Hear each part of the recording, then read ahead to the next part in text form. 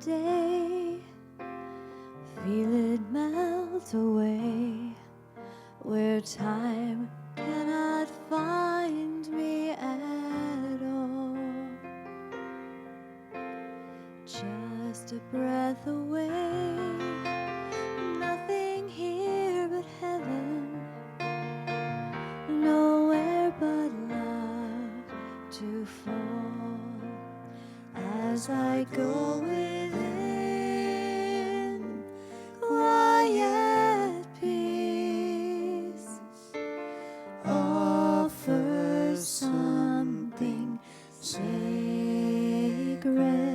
There's a sweetness that waits, holiest embrace that reminds me I'm always home. As I go within, quiet peace offers something sacred. There's a sweetness that waits, holiest embrace that reminds me I'm always home. It's here that I am always home. Thank you. That's beautiful. It is here that I hope that you feel at home. Welcome this evening. I'm Reverend Debbie McDonnell, and it's my joy to welcome you here tonight. Our goal for our Going Within service is that we can create a place that we can all come together midweek and just center, let go of all that's happened since Sunday, and just allow ourselves to be once again connected with Source. So what we'll do is we'll spend the first 15 minutes or so centering ourselves. We'll go into some meditation. Aria is going to bring us in with a chant. Our practitioner tonight is Brian Atkins, and Brian will pray us in. And then we'll move into a little more energy after that and have our service. So just allow yourself to relax and be centered and go within. I'm just going to introduce our practitioner, Brian Atkins, to start us off.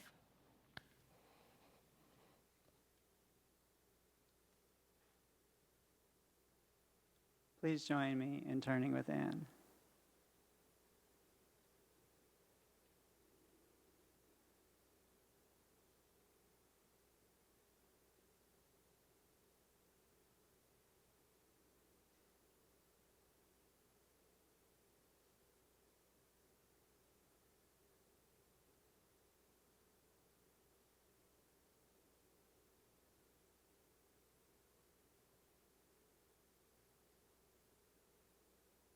And I know that God is all there is. God is that all-loving, all-caring source of divinity and inspiration that permeates each and every one of us. God is in the beauty and the solitude of the mountaintops, the roar and the thunder of the ocean waves. God is there in our moments of joy and passion and excitement and expressing our creativity. And God is also there in those moments where we are struggling, looking for answers, perhaps trying to heal. God is there at our side each and every moment. And I know that we are all one with God.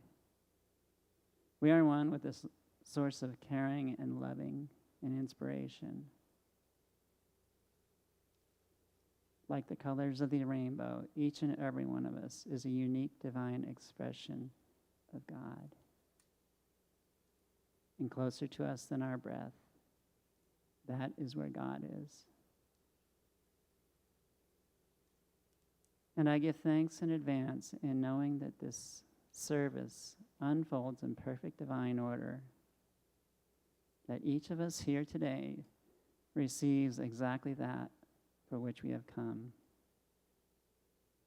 As the words flow forth from Reverend Debbie McDonnell's lips, each of us is touched each of us receives a shift, a new awareness. And we, in turn, take that message out into the world and pass it on to others.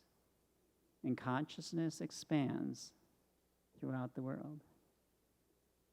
And so I simply turn this time over to the hands of God and know that it is perfect. And so it is. Now I invite all of you that haven't had a chance to light a candle to come on up and light a candle. And Arya will lead us in meditation through song.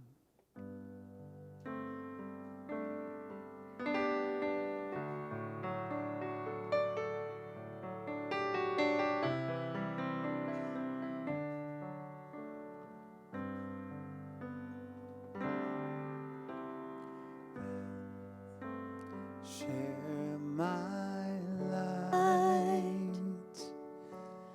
the world shines brighter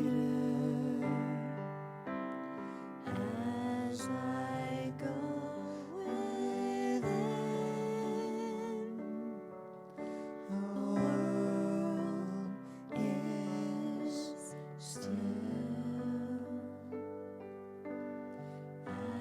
As I share my light, the world shines brighter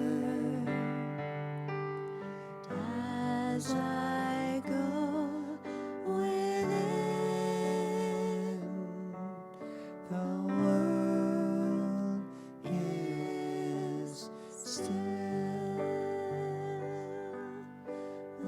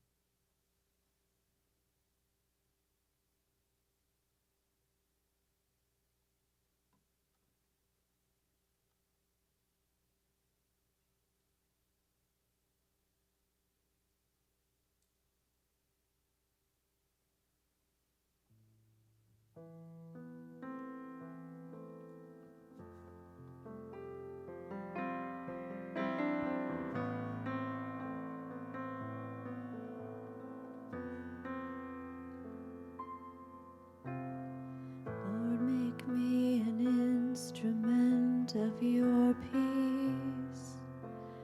Where there is hatred, let me sow love.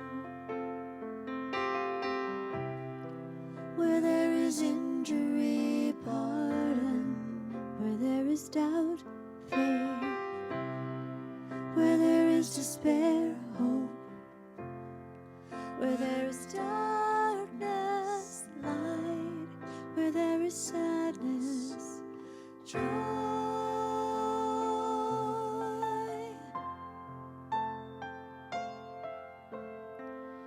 O divine Master, grant that I may not so much seek to be consoled as to console, to be understood as to understand, to be loved as to love. For it's in giving that we receive, and it's in pardon that we are pardoned, and it's in dying that we are born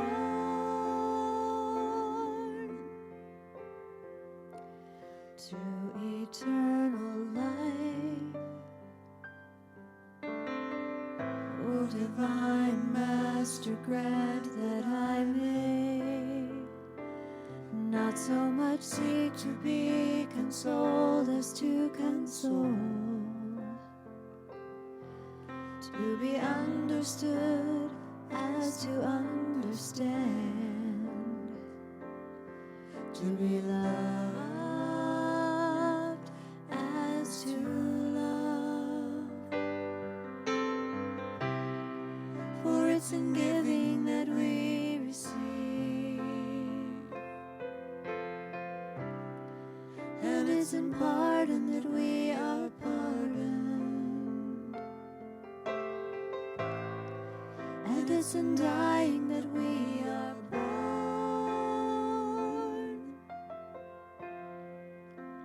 to eternal life.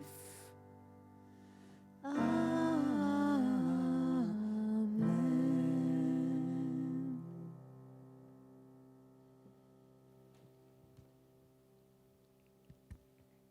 It's you.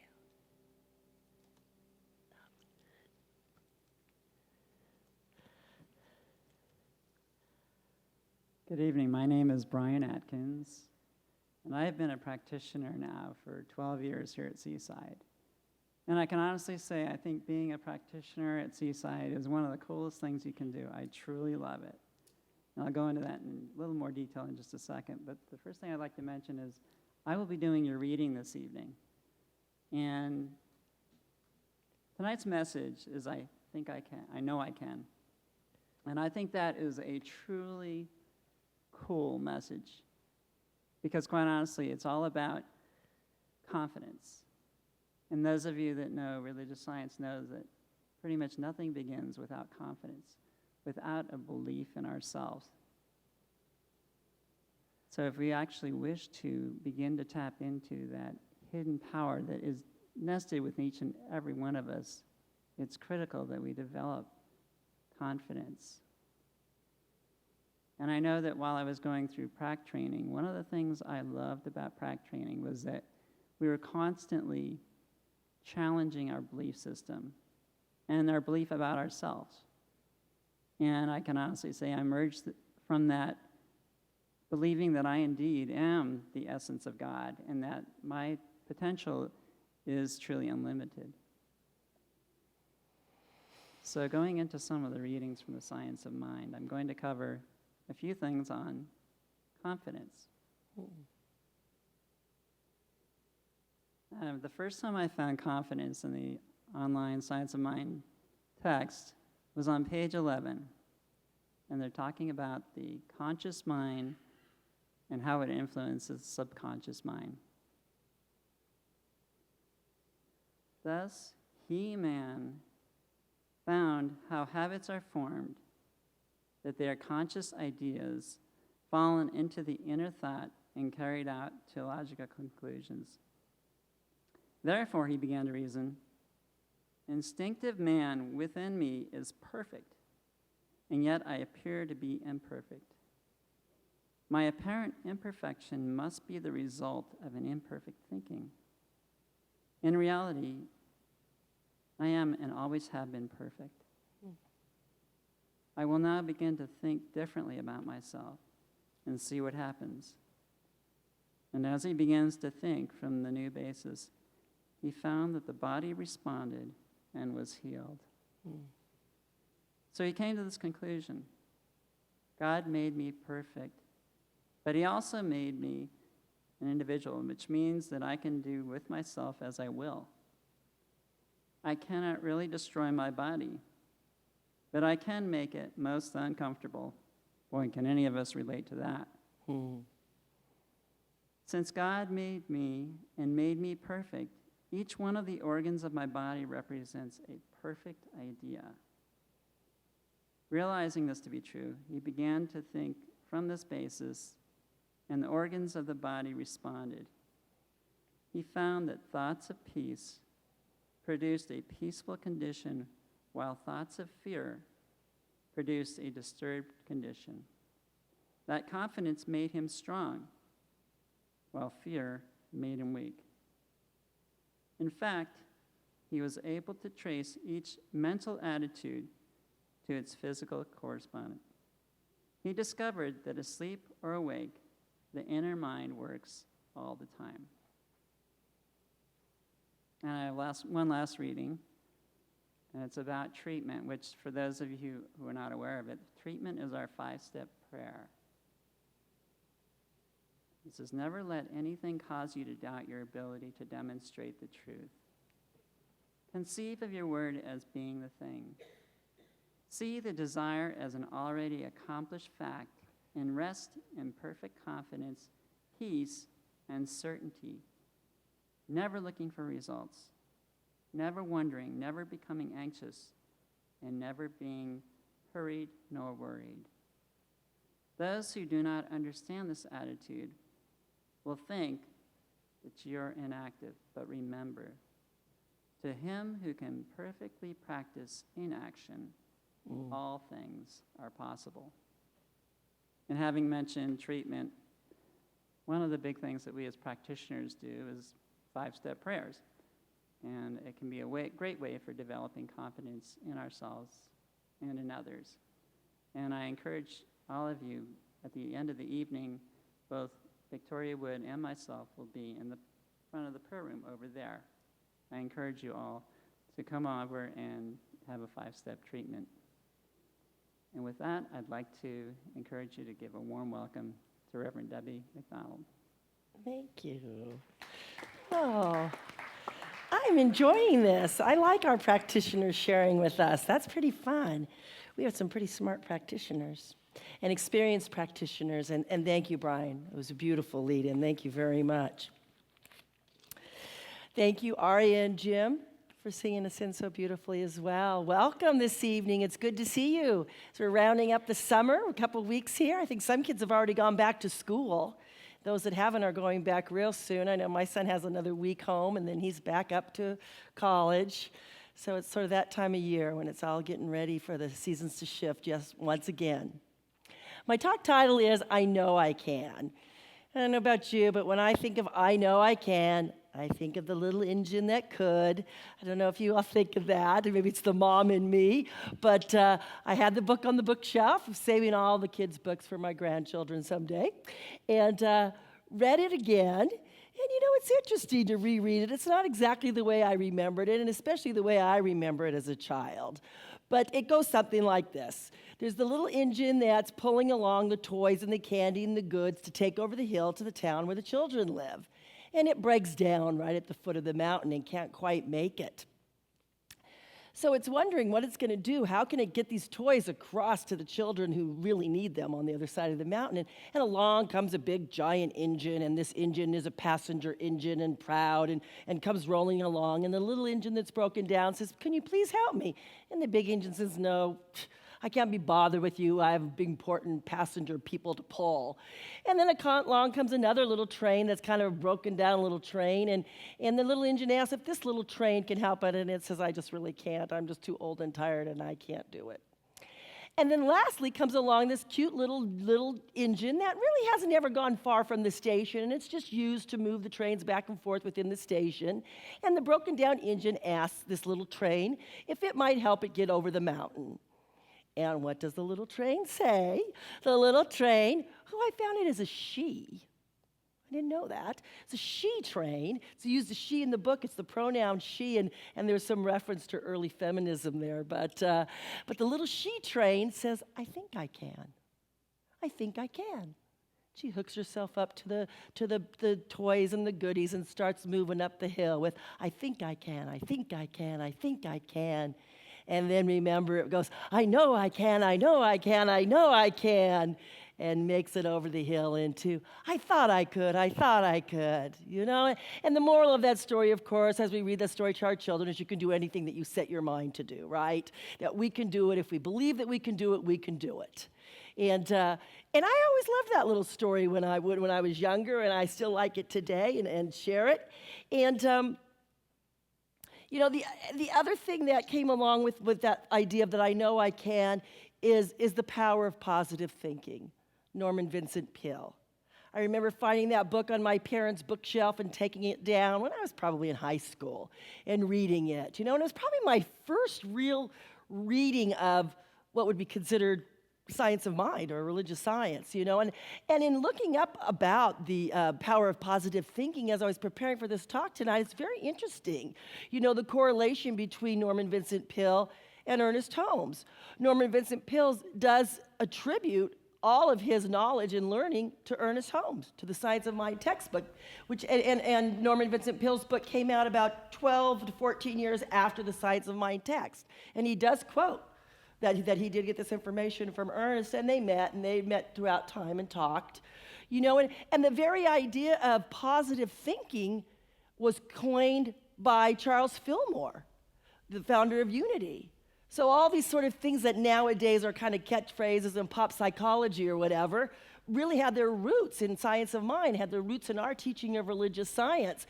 You know, Robert Schuller goes on to use the phrase possibility thinking, you know, a big Christian minister. And then even Joel Osteen nowadays is sort of, you know, have you ever listened to Joel Osteen? He kind of sounds a lot like us. I think he does anyway. Yeah, I think he's a closet religious scientist disguised as a Christian minister. But he says you can change your word you can change your world by changing your words. Remember, death and life are in the power of your tongue. You know, so this idea of the power of positive thinking and the idea of knowing that you can moves through lots of traditions. But it certainly had its roots here with us in religious science. And Norman Vincent Peale, and you've probably seen it, it's on the jacket of some of our books, his quote is, "I believe God was in this man," Ernest Holmes. He was in tune with the infinite. You know, so he really did believe the teachings of Ernest Holmes, and he took him into a more pop kind of, more wider venue, if you will. It became more popular in the world, the whole idea of the power of positive thinking. Most people, if you say that, they know what you're talking about. The power, when we try to explain what is religious science to a lot of people, well, you know, it's change your thinking, change your life. Change your thinking, change your life. What you think, you create. And that's kind of the way that I describe it to people that don't really understand it. And Norman Vincent Peale said this, so similar, "Change your thoughts and you change the world." That was his tagline. Change your thoughts and you change the world. You know, and of course we know Jesus said, "It is done unto you as you believe." So this isn't a new idea. This is an idea that's been around for a very long time. You know, if we believe that we can, we can. If we believe that we can't, we can't. It was Henry Ford that said that. Whether you think you can or you think you can't, you're right. You know, the law is very impersonal and give you whatever it is that you want. The law is neutral. It's what we put into it that creates, you know, and in fact, we are not even doing the creating. We are setting the creation in motion, and it's spirit that creates. But by our very thinking, we set into motion that chain that creates. You know, so if I know I can, I can. If I know I can't, I can't. And it's just really that simple, right? Right? Simple but not easy. If we could all just go around saying, I know I can, and poof, instant manifestation, perfect alignment, as Reverend Tammy said, in that moment of perfect, absolute alignment, we create perfectly. You know, and that's the truth of how it can be, isn't it? But how many of us are in that place of absolute, perfect trust and perfect faith? You know, I don't know about you, but I have that little, yeah, but. Do the little yeah, but. As you do the thing of like, I know that I'm perfect, whole, and complete. Yeah, but maybe I need to lose weight. Or yeah, but I got this little cold thing happening right now. You know, that little voice that gets in the way of my absolute knowing. You know, I know that I am prosperous. I know that I am rich. I know that I live in an abundant world. And then I write my checks for paying the bills, and there's not a lot of money left at the end of the month. You know? That little nagging thought, am I really prosperous? Do I really live in an abundant world? Maybe my case is different. Maybe Spirit just overlooked me. You know, it works for everybody else, but it doesn't work for me. You know, so it's that little nagging unbelief is the thing that we get to deal with. That little nagging of, oh, maybe it's not so, is the thing we get to look at. You know, again, as Brian mentioned, that's where our practitioners are magnificent. We are trained in helping you uncover the little nagging yeah buts. What is in you that is keeping you from manifesting what you want in your life? What is in your thinking that is keeping you from really embracing it and moving forward? You know, the more that we can uncover and discover and discard that stuff, the more that we can move forward into this life beyond our wildest dreams. So if there's any area in your life where you're feeling stuck, call up a practitioner, do your own work, you know, journal, write, do whatever it takes to try to uncover that hidden belief, whatever it is, and to neutralize it and to move into a place where it no longer has any power over you. You know, one of the things that in looking at this topic is the whole idea between belief and faith. And are they the same or are they different? You know, I mean, we can believe in something and really not have faith in it, right? I mean, I can believe that America is a continent or America is a country. I mean, I believe that. America is a country. I believe that there's continents in the world. I believe that the earth is round. I mean, I have things that I believe that don't really change the way that I live my life. They don't really change how I go about approaching life.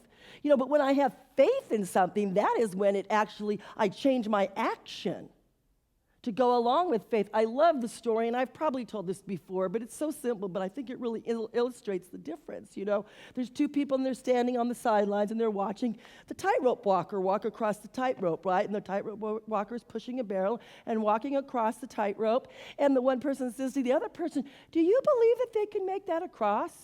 And the other person says, oh, yeah, I believe they can make it across there. And, well, do you have faith that they can make it across? Well, yeah, I have faith. Well, okay, get in the basket. Get in the basket. Do you have faith enough to get in the basket? You know, that's the difference. The difference between simply believing and having that faith. Are you faith? You're stepping into it. You're stepping into it fully. You're taking the action. You're acting as if. You're doing all those things knowing that the results will come. Knowing that the results will come in time. Maybe not the way you planned it. Maybe not the way you thought it. Maybe not the way you even think it should show up. But Spirit always answers. And the answer is always yes. Isn't that amazing? You know, so if you think that you do not deserve the job, well, guess what? Spirit will agree. And you won't get the job. You know, if you feel that you are worthy of all good things, and you truly live in that faith of knowing it, then all good things come to you. You know, again, simple but not easy. You know, our tools here are really simple tools, but to really incorporate them and use them in our life, it does take some work. It takes some effort. It takes some concentrated thought.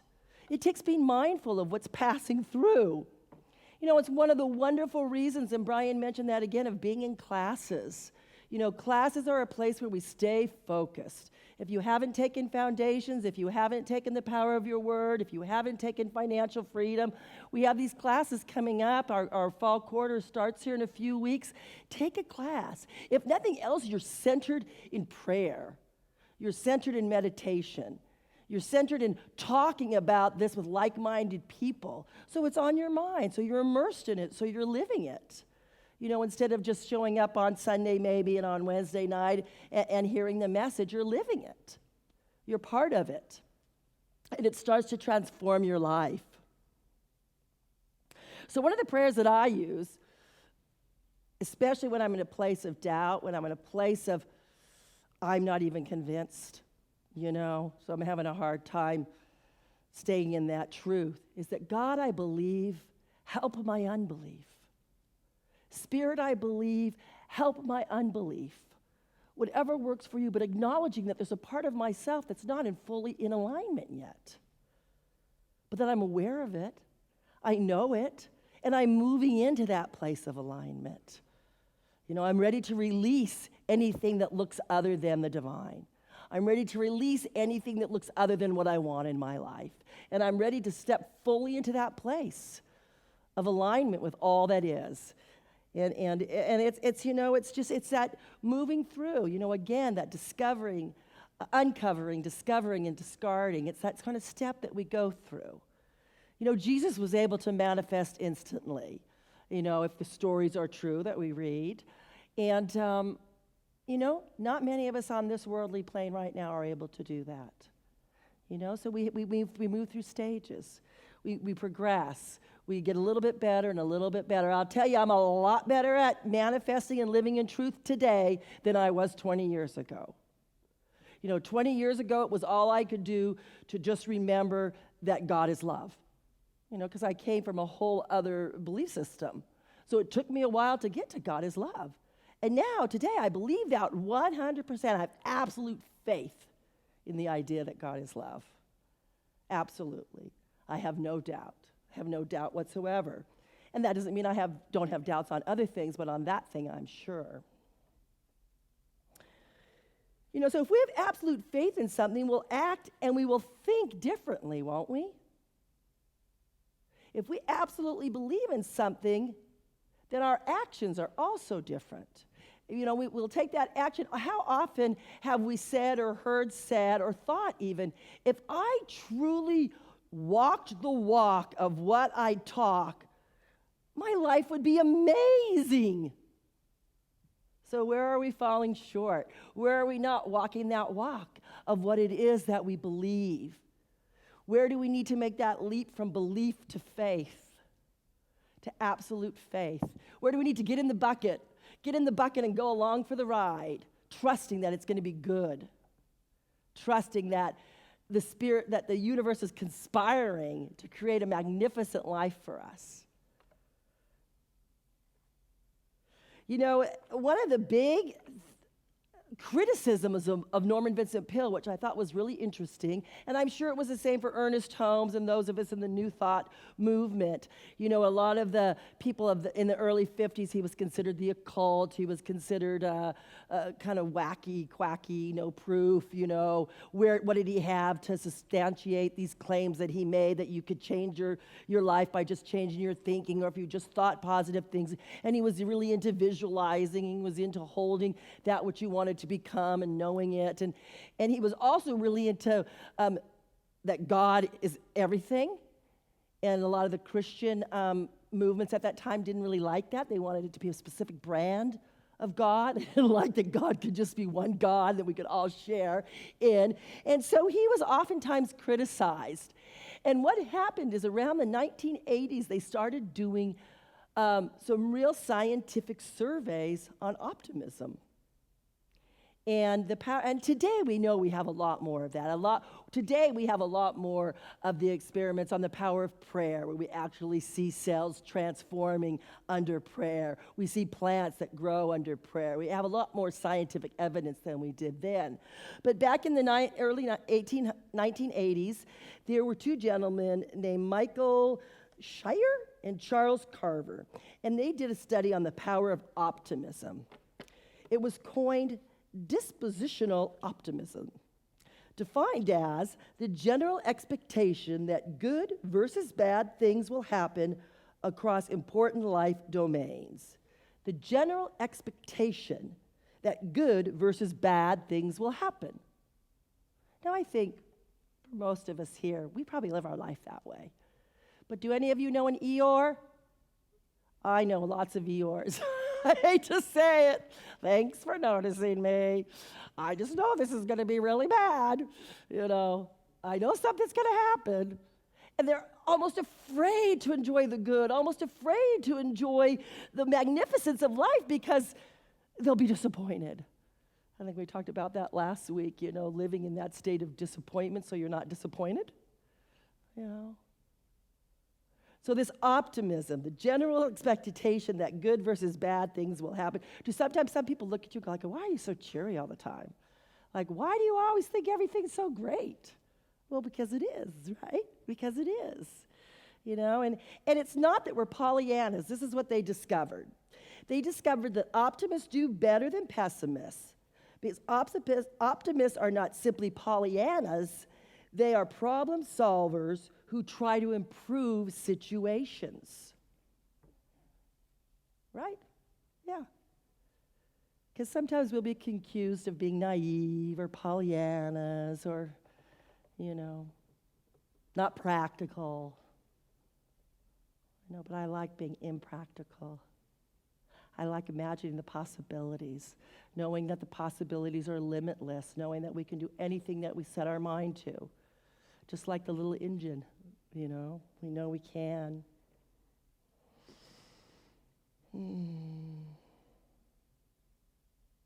So the thing that this brings me to then is who is doing the work? This was another place that Norman Vincent Peale was criticized. He was criticized because he focused so much on the self and the power of the self. You can do it. It's you, And in fact, we know that in the way that Ernest described it, in the way that the early religious scientists describe it, in the New Thought movement, is the power within. It is the Father within that doeth the work. It's not us that does the work. And I think to the layperson, it might have seemed that he was talking about the human power, when in fact he wasn't. I mean, if you read the book, it's very clear he's talking about an inner power that we all have. So Ernest even says in our Science of Mind textbook, he says, we do not create. He's very clear. The practitioner is not creating. The practitioner is not creating anything. It's spirit that is creating. We are simply setting in motion the activity.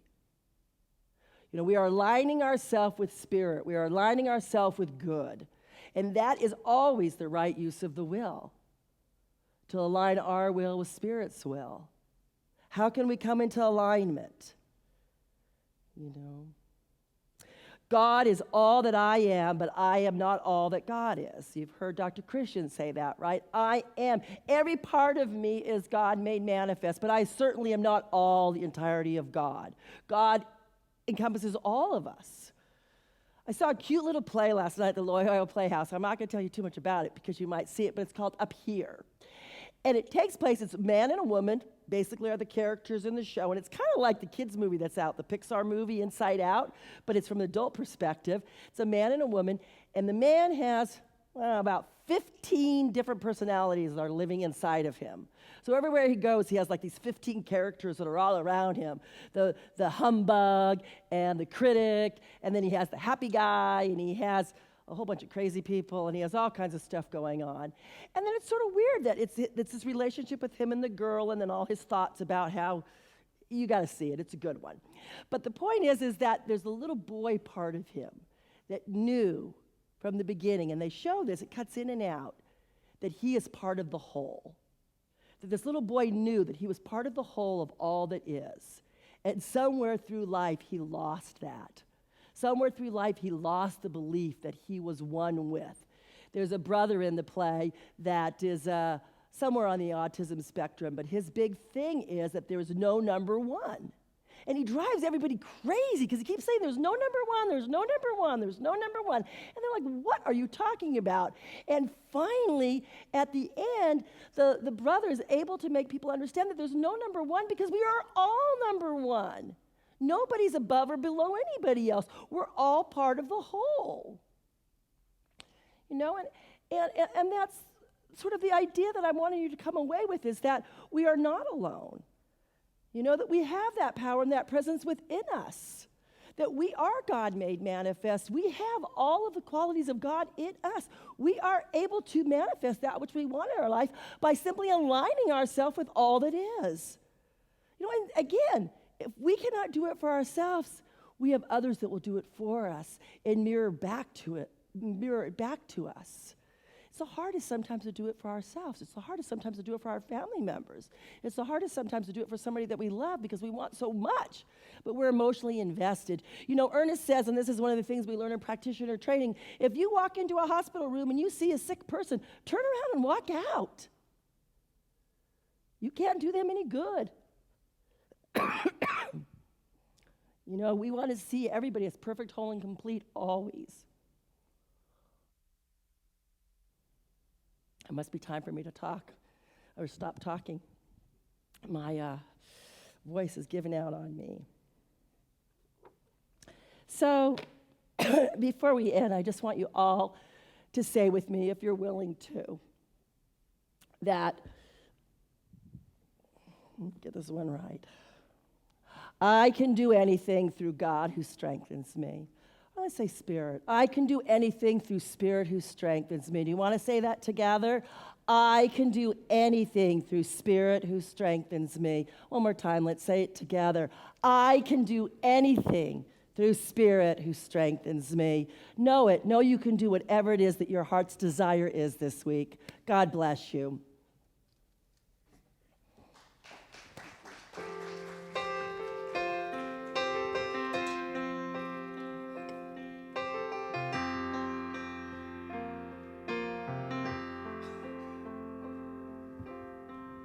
I can almost see it, that dream I'm dreaming, but there's a voice inside my head saying, you'll never reach it.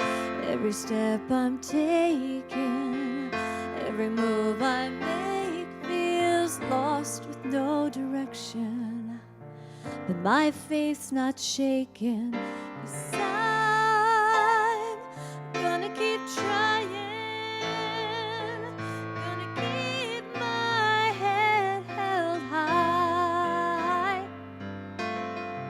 Always gonna be another mountain, but I know that I can make it move.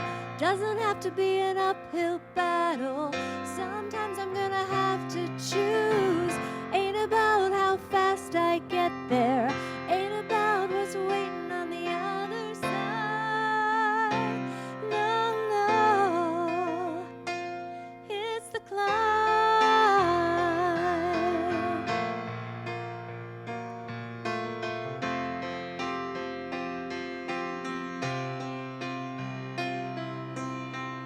These chances I'm taking, these struggles I'm facing, sometimes might knock me down, but no, I'm not breaking. I may not know it, but these are the moments I'm gonna remember most, yeah. Just gotta keep going, and I gotta be strong. Just keep pushing on. There's always gonna be another mountain, but I know that I can make it move. Doesn't have to be an uphill battle. Sometimes I'm gonna have to choose. Ain't about how fast I get there, ain't about what's waiting on the other side.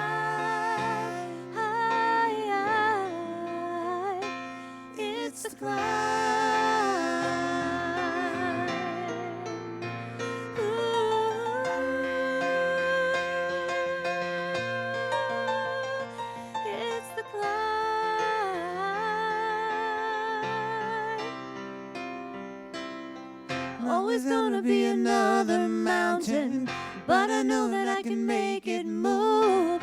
Doesn't have to be an uphill battle. Sometimes I'm gonna have to choose. Ain't about how fast I get there, ain't about what's waiting on the other side.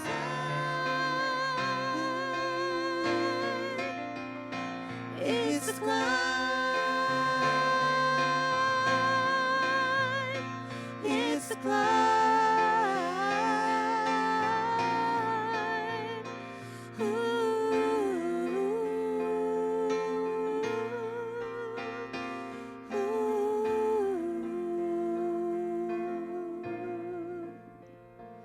It's the climb.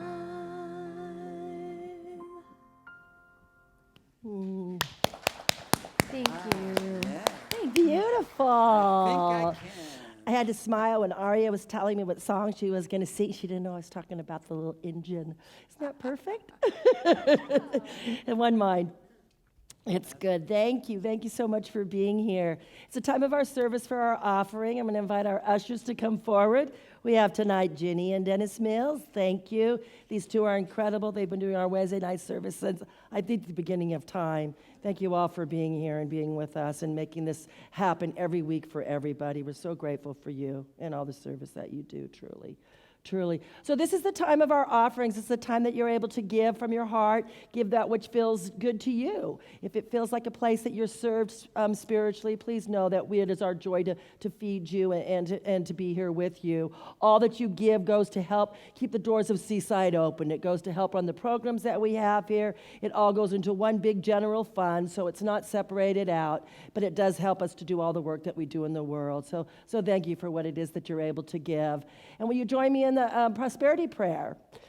As I give thanks for the good now flowing into my life, I gladly share that good with others. The more I give, the more I receive. I experience a deeper consciousness of peace and security, for I know that I am in the embrace of a warm, loving presence, forever seeking an outlet through me. My cup runneth over. I exist in limitless possibilities. Bless you.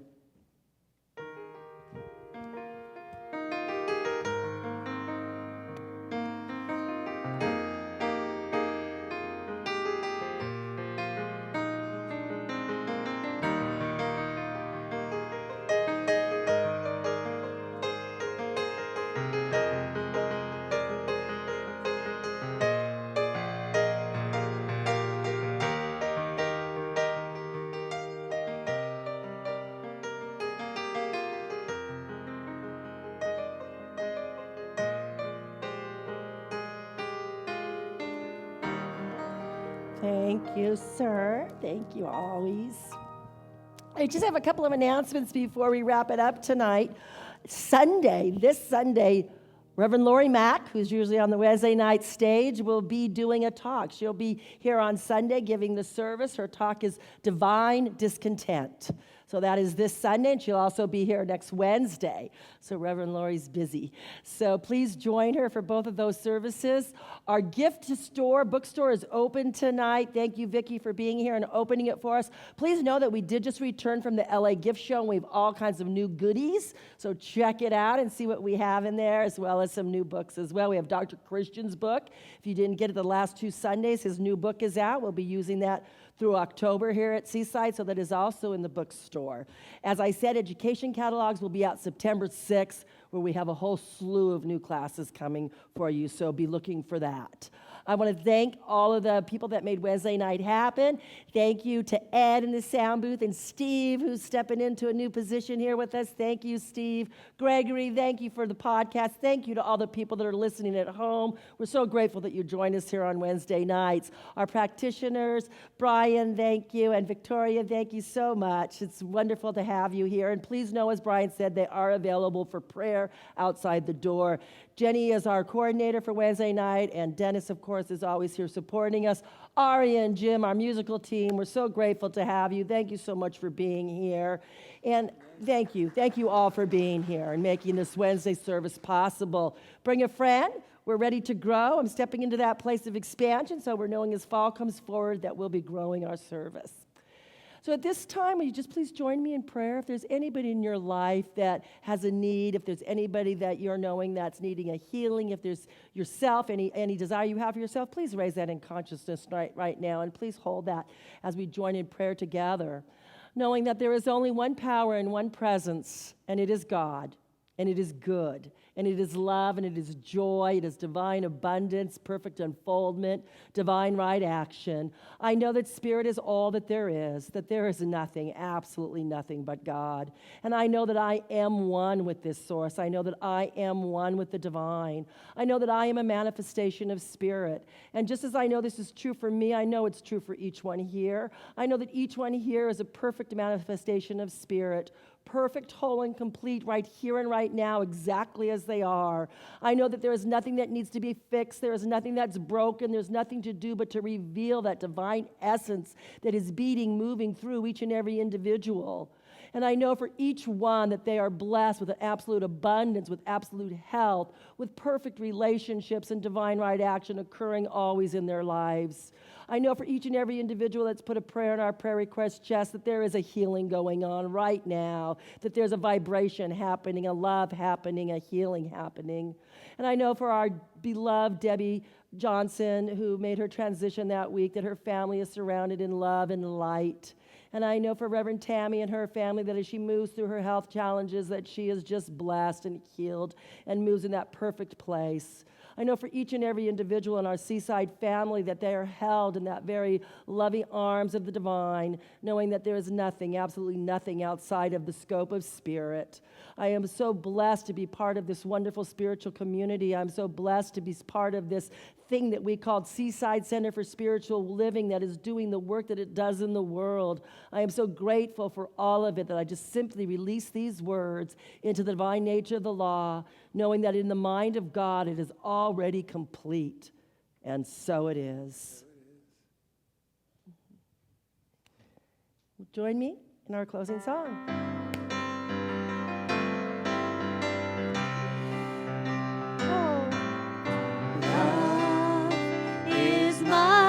Decision.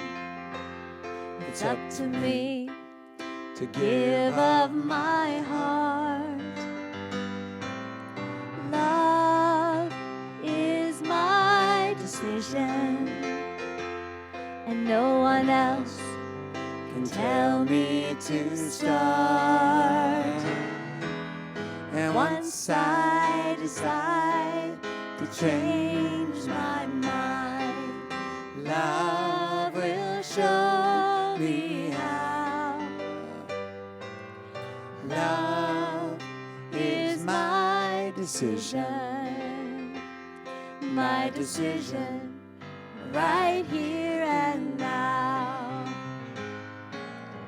Love is my decision.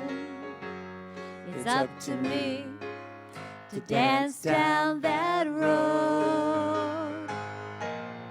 Love is my decision. No one else can lighten my load. And once I decide to change my mind, love will show me how.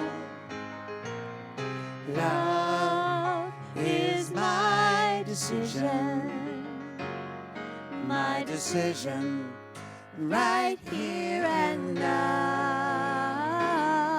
My decision right here and now. God bless you. Join us for refreshments in the family room.